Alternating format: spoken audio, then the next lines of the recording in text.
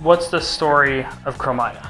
Okay, so you're a soul who has just been awoken by a godlike voice, and your mission in the game is to go to 4 different worlds and get revenge on the 4 gods. What's the basic gameplay of Kromaia? So Kraken Empire, the developers from Spain, they're huge fans of the 2D shmup shooter genre, and this is their quest to kind of bring that craziness into a 3D world. So there's a lot of things that enable this. So you've got the enemies coming in front of you, it's very hectic, it's very fast, it's almost like a bullet hell in a 3D world. So you control your ship, there's 6 planes of freedom, which means you can move left, right with the strafe, up, down, you can pitch left and right and forward and back. You basically have a 360 movement in any direction. You can apply boost to that as well.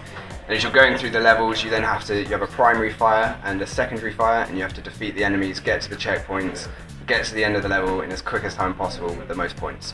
The biggest part of Kromaia that is changing the genre is the maneuverability. It takes a little while getting used to because players aren't normally used to that freedom, but once you've got the hang of it, you can pull off some crazy stunts. Yeah. This is one of those games where we expect people just get on it for a couple of weeks and then just absolutely blow our minds with what's possible. So we're really looking forward to seeing all the replay videos on YouTube and stuff like that, because we know they're going to make us look rubbish. What different kinds of combat can you get into? Can you kind of elaborate on that? Yeah, so each ship has its distinct firing modes, both primary and secondary, and they affect how you control the ship. Without going into too much detail, there's ships that rely heavily on accuracy and precision. They're high DPS, but you have to be able to apply that damage.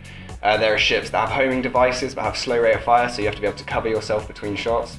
We've also got a melee ship, which you really have to be confident being able to control the movement and able to apply those sword swipes and shurikens. And then there's an all-rounder ship as well, but it all affects how you do the combat, and there's a lot of dodging involved and a lot of aiming. The release date is the 23rd of October, and that's going to be available on Steam for PC users.